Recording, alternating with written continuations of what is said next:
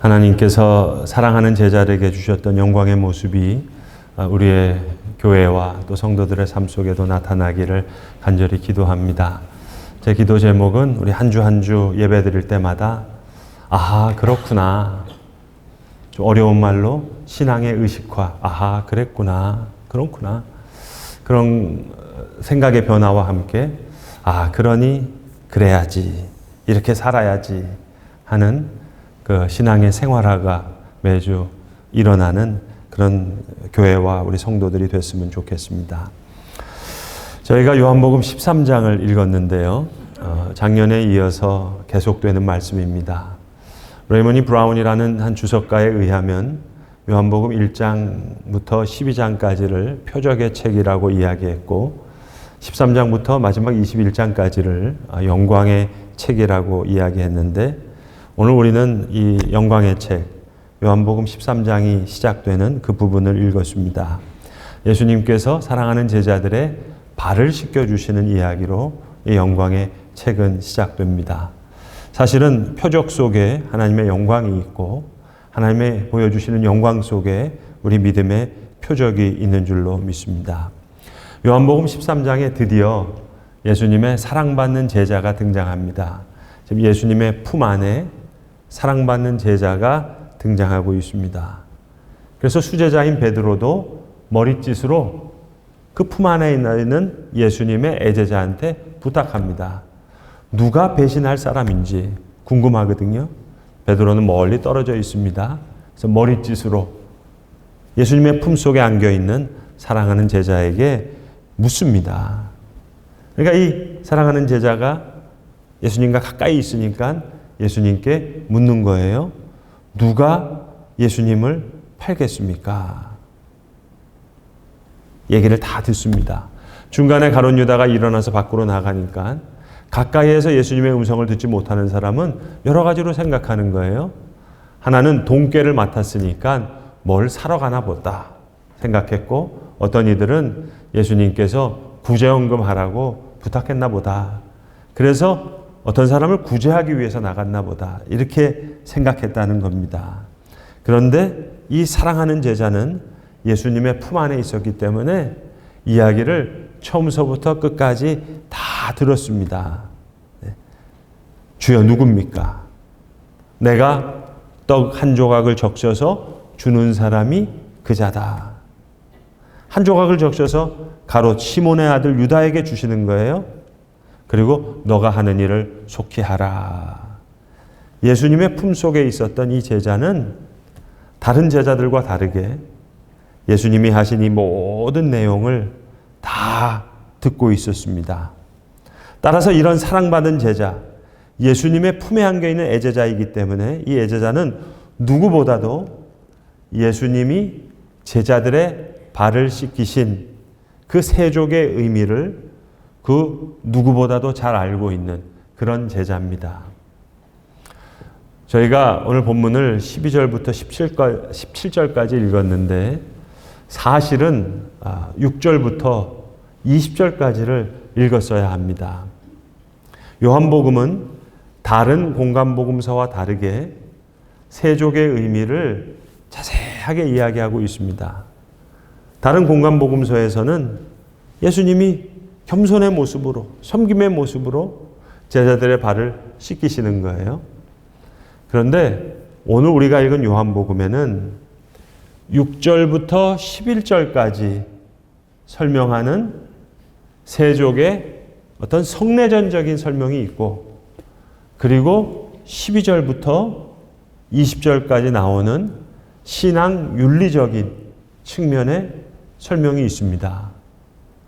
세족, 우리가 너무나 잘 아는 섬김의 모습, 사랑의 모습, 겸손의 모습, 이거는 하나의 신앙 윤리적인 차원의 설명이라고 할 수 있겠습니다. 근데 요한복음에서는 베드로를 등장시키면서 조금 다른 설명을 합니다. 6절부터 11절까지의 내용입니다. 두 장면에서 공이 가룟 유다가 등장을 하는데 11절에서도 너희가 다 깨끗한데 다는 아니다. 이는 자기를 팔 자가 누구인지 아심이라 그랬고, 두 번째 설명에서도 18절에 보시면 내 떡을 먹는 자가 내게 발꿈치를 들었다 한 성경을 응하게 했다. 가룟 유다에 대한 설명이 세족에 대한 설명, 이 배반의 모티브가 계속해서 나오고 있습니다. 뒤집어서 말씀드리면 이 세족에 진정한 제자도의 모습이 있다 하겠습니다. 이 영광의 책이 예수님께서 발을 씻기는 그 모습 속에 나타납니다. 요한복음은 여러 차례 말씀드렸듯이 큰 어려움에 처한 교회입니다. 유대인으로부터 출교당하고 박해를 받고 있습니다. 여기에는 종교적인 소외감뿐만 아니라 사회적인 소외감이 있습니다. 또 큰 심리적인 소외감이 있습니다. 이 세족의 이야기가 이 어려움을 극복할 수 있는 큰 사랑이 되는 겁니다. 예수님이 제자들을 존귀하게 여기시는 거예요. 그런데 오늘 이 첫 번째 6절부터 11절까지 나오는 성내전적인 설명에 보시면 베드로가 맨 처음에 선생님, 제 발을 씻을 수 없습니다. 예수님이 대답해요. 내가 너를 씻지 않으면 너는 나랑 상관이 없다. 그러니까 이번엔 다시 베드로가 말합니다. 그러면 발만 아니라 머리, 손 다 씻어주세요. 그때 예수님 말씀하십니다. 내가 하는 것을 너가 지금은 알지 못하나 이후에는 알리라. 무슨 말씀일까요? 선생님이 겸손하게 사랑을 베푸시고 서로 사랑하라, 발을 씻어라, 섬겨라, 사랑해라. 이 모습은 지금도 할 수 있는 거예요. 그런데 왜 굳이 내가 하는 것을 너가 지금은 알지 못하나 이후에는 알리라 말씀하셨을까요? 이 첫 번째 성내전적인 설명 속에는 죄 씻음, 죄 사함의 이야기가 함께 들어가 있는 겁니다. 예수님이 이제 십자가를 지시게 될 거예요. 지금 하는 것을 알지 못하나 이후에는 알게 될 거예요.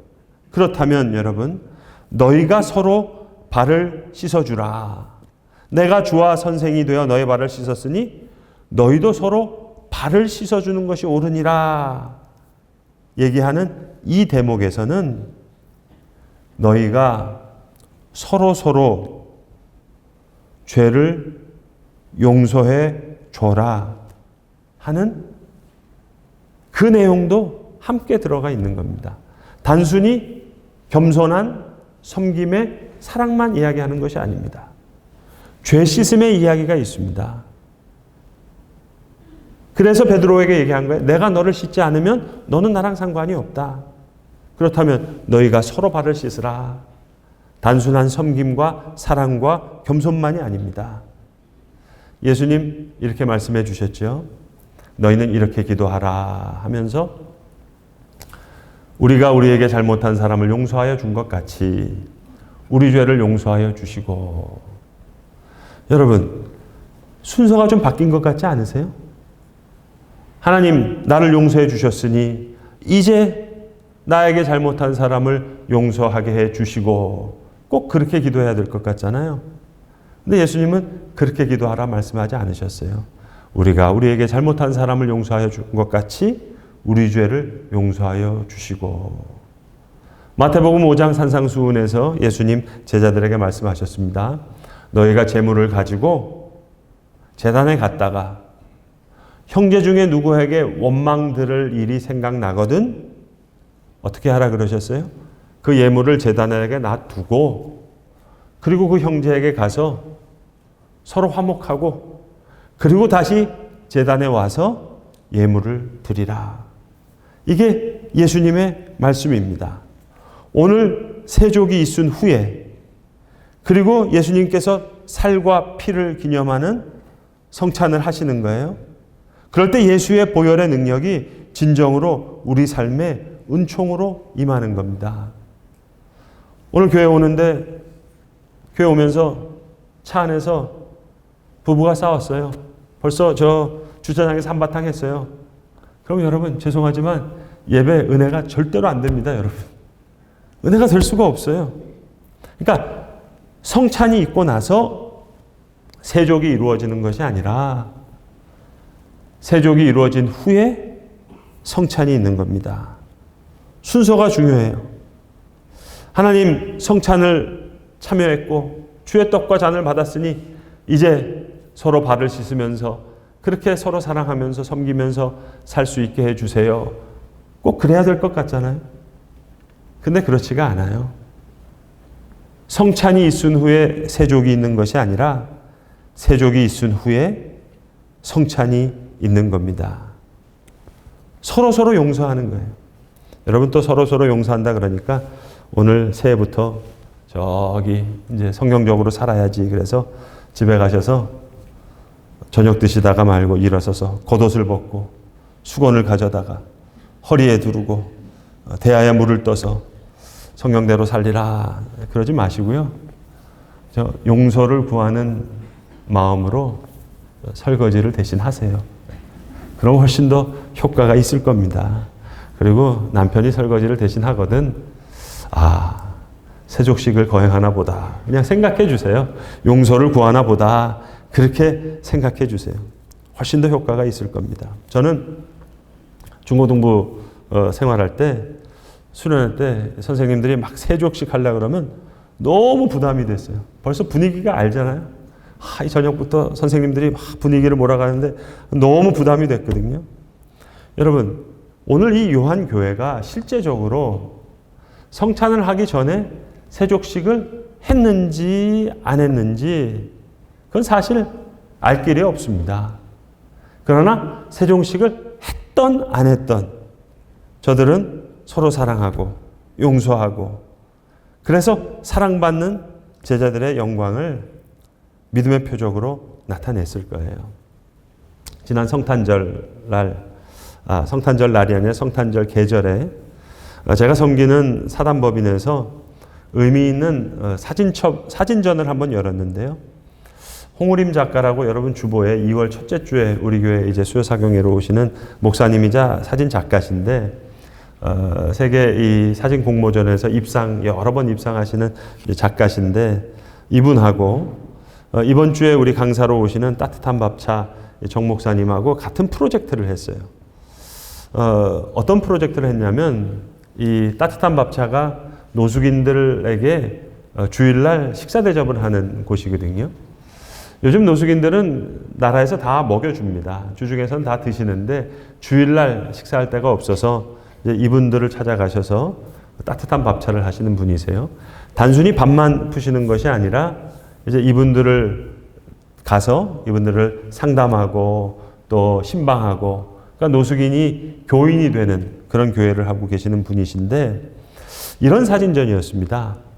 봉사자들과 노숙인 네 분을 똑같이 옷을 입힌 거예요. 그리고 이 사진 작가가 사진을 찍은 겁니다. 언제가 제일 행복하세요? 묻고 저는 이때가 제일 행복합니다. 하는 그 행복한 얘기를 말하는 순간을 이렇게 찍은 거예요. 제가 우리 권사님들 몇 분 모시고 이 사진전을 갔었거든요. 그래서 어느 분이 노숙인이겠습니까? 한번 맞춰보세요 했더니 저희 사단법인 사무국장인 목사님을 다 찍으시더라고요. 이분이 노숙자 같다고. 나중에 우리 교회 카페 가서 그 목사님 만났는데 자, 한 끗 차입니다, 여러분. 어떤 분은 봉사하시는 권사님들 여성분도 한 분 계셨거든요. 이분이 노숙인일 것 같다고. 그러니까 똑같이 옷을 입혀놓고 찍으니까 한 끗 차이예요, 여러분. 잘 못 알아보시더라고요. 이 프로젝트의 정신은 이거였습니다. 이분들 춥고 배고프다 얘기하지만 가셔서 여쭤보면 언제가 제일 힘드세요? 물어보면 춥고 배고픈 게 힘든 게 아니라 외로움이 제일 힘든 일이라 이렇게 얘기합니다. 그렇다면 여러분 그런 면에서는 우리도 거의 일반 아닐까요? 우리 혼밥의 시대를 살아가고 있습니다. 각자 도생의 시대를 살아가고 있습니다. 요즘 다 AI 시대, 인공지능의 시대를 살아가고 있는데 어찌 보면 예수님 지금은 알지 못하나 이후에는 알리라 하는 이때가 지금 이때인지도 모르겠어요. 어쩌면 교회만이 해결할 수 있는, 발을 씻는 사랑의 공동체만이 이룰 수 있는 인공지능의 세대를 살아가고 있지만, 그러나 사람 사는, 세상다운 세상을 열 수 있는, 사람 사는 냄새, 그런 세상을 여는 교회의 시간이 이 시대의 시간이 아닌가 생각해 봅니다. 제자들의 발을 씻는 이야기로 이 영광의 책이 시작됩니다. 죄송하지만 제가 예전에 섬기던 교회에서 진짜 있었던 일인데요, 여러분.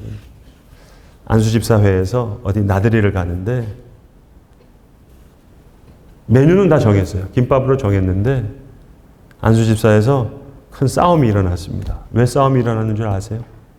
한쪽에서는 그래도 나들이인데 가서 먹자. 한쪽에서는 교회에서 모였는데 먹고 가자. 그래서 싸웠어요, 여러분. 이런 김밥 옆구리 터지는 같은 소리 같은 게 실화였습니다. 네. 여러분, 뭐가 중요해요? 죽고 사는 문제 아닌데. 근데 이런 일이 비일비재 일어나거든요. 발을 씻는다는 게 어떤 의미일까요? 네. 먹고 가자 한 사람도 네. 가서 먹도 괜찮죠. 뭐. 꼭 가서 먹자 얘기한 사람도 아니 먹고 가도 뭐 큰 탈 날 게 없죠. 발을 씻는 겁니다. 네. 아하 그렇구나. 생각이 변하면 아하 그래야지. 행동이 바뀌어요. 그 놈이 바뀐 게 아니에요. 내가 바뀐 거예요. 새해가 온 게 아닙니다. 내가 새 사람이 된 거예요. 새로운 하루가 시작됐나요? 아니요. 내가 새로워졌어요. 예수 믿고 내가 가닥 하고 변하는 겁니다, 여러분. 요한교회는 출교당하고 박해당했어요. 그런데 진짜 천국을 경험하는 거예요. 예수님께서 존귀한 사랑을 보여주셨어요. 너무너무 사랑하는 사랑을 보여주셨어요. 여러분, 사랑은요, 착각이라도 좋아요. 내가 제일 많이 받고 있다 생각하면은요, 문제될 게 없어요. 제가 여러 번 말씀드렸잖아요. 여러분, 사랑받는, 예수님의 제일 가장 사랑받는 제자가 요한이라는 사실, 우리는 어떻게 알죠? 요한복음에 그렇게 쓰여져서 알아요. 요한복음 누가 썼어요? 자기가 썼어요. 네? 착각이라도 좋아요. 하나님이 나를 가장 사랑하신다. 가장 존귀하게 여기신다. 아하, 그렇구나. 그러면 내 행동이 바뀝니다. 여러분. 오늘 요한복음 이 장면에서 가룟 유다가 퇴장합니다. 2절에 보시면 마귀가 시몬의 아들 가룟 유다의 마음에 예수를 팔려는 생각을 넣었다 그랬어요. 헬라어로 디아블로스라는 말입니다. 27절에 보시면 시몬의 아들 가룟 유다가 조각을 받은 후에 곧 사탄이 들어갔다. 사탄은 히브리어입니다. 마귀, 디아블로스, 사탄, 히브리어. 사탄이, 마귀가 생각을 넣고 사탄이 들어갔어요. 요한복음에서는 공동체를 허는 것이 마귀와 사탄입니다. 근데 이 장면에서 가룟 유다가 퇴장해요. 그리고 비로소 함께 떡과 잔을 나눕니다. 나는 길이요, 진리요, 생명이다. 나는 포도나무다. 예. 그리고 오늘 본문에서 너희가 이것을 알고 행하면 복이 있으리라. 사랑받은 제자가 서로 사랑하는 겁니다. 사랑을 나누는 거예요. 내가 나에게 잘못한 사람을 용서하여 준 것 같이 우리 죄를 용서하여 주시고. 여러분, 바울이 어떻게 변해요? 바울은 여러분 제자들과 달라요. 한 번도 예수님을 살아생전에 만나본 적이 없어요. 예수님 말씀을 직접 들어본 적이 없어요. 그런데 부활하신 예수님을 만나고 그리고 성령의 충만함을 받은 후에 해가닥하고 완전히 변하는 거예요. 베드로보다 더 변하는 거예요. 오늘 예수님의 품속에 있는 이 요한보다도 변하는 거예요. 어떻게 가능하죠? 살아생전에 한 번도 만나본 적이 없는데 부활하신 예수님을 만나고 성령의 충만함을 받는 거예요. 아, 이렇게 변해야지. 결심하는 게 아닙니다. 작심삼일? 그 아직 해가닥 못 변해서 그래요. 여러분 뭐 혈액형이 뭡니까? MBTI가 뭡니까? 그것도 다 해가닥 하고 변하지 못했기 때문에 하는 얘기입니다. 정말 변하면요. 바울처럼 변하면 여러분 생각해 보세요. 요한복음, 요한교회에 뭔 영광이 있겠어요? 유대인으로부터 축출당했는데요. 박해당하고 있는데요. 누구보다도 강한 소외감을 느끼고 있어요. 사회적인 소외감이에요. 종교적인 소외감이에요. 그리고 심리적인 소외감으로 가득 차 있어요. 그러나 예수님께서 발을 씻어주시는 존귀하여 여기는 이 사랑 앞에 예수의 품 안에 안겨있는 사랑받는 제자가 영광을 누리는 거예요. 이 영광의 책은 이 세족식으로부터 시작됩니다. 여러분, 세족식 어떤 리추얼이 아니에요. 네.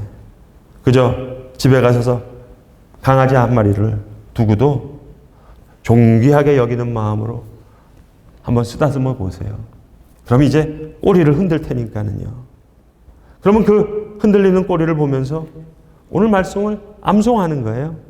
새 계명을 너희에게 주노니 서로 사랑하라. 내가 너희를 사랑한 것 같이 너희도 사랑하라. 너희가 이를 행하면 이로써 모든 사람이 너희가 내 제자인 줄 알리라. 오늘 본문 13절 14절에서 예수님이 이렇게 말씀하셨습니다. 너희가 나를 선생이라 또는 주라 하니 너희 말이 옳도다. 내가 그러하다. 내가 주와 또한 선생이 되어 너희 발을 씻었으니 너희도 서로 발을 씻는 것이 옳으니라. 놀라운 영광의 책은 여러분 세족의 이야기로부터 시작됐습니다. 성찬이 있고 세족이 있는 것이 아니라 세족이 있고 성찬이 있습니다. 이제 그리스도의 보혈과 생명의 떡 대신 그 떡을 받게 될 것입니다. 주께로부터 용서를 받았으니 이제 서로 용서하게 해주세요. 그래야 될 것 같은데 예수님은 그렇게 가르쳐 주시지 않았어요. 너희는 이렇게 기도하라. 우리가 우리에게 잘못한 사람을 용서하여 준 것 같이 우리 죄를 용서하여 주시고 제단을 예물을 가지고 제단에 갔다가 형제에게 원망 들을 말이 생각나거든 거기다 예물을 놓고 형제에게 가서 그와 화목한 후에 다시 와서 제단 앞에 예물을 드리라. 그때 비로소 우리는 가장 사랑받는 제자의 그 흔적, 그 표적, 그 영광의 표적을 얻게 될 줄로 믿습니다. 기도하겠습니다. 아버지 하나님, 요한복음의 영광의 책이 세족의 이야기로 시작되는 이 이야기를 우리 새해 첫날에 우리가 보았습니다. 성찬이 있은 후에 세족이 있는 것이 아니라 세족이 있은 후에 성찬이 있는 이 사실, 아하 그렇구나 주님 알았다면 이제 내 마음속 깊은 곳에 그렇다면 이렇게 해야지 하는 마음의 결단이 생기게 하여 주셔서 이 신앙이 우리의 의식에서만이 아니라 우리의 생활로도 이어지게 하여 주시옵소서. 너희도 서로 발을 씻어주는 것이 옳으니라 이 말씀을 듣고 기억하게 하여 주셔서 말씀을 듣는다는 것 순종하는 것이고 말씀을 기억한다는 것 행하는 것일 터인데 이 말씀에 순종해서 이 말씀을 행하는 사랑받는 주의 제자들 다 되게 하여 주시옵소서. 우리 구주 예수 그리스도의 이름으로 기도드리옵나이다. 아멘.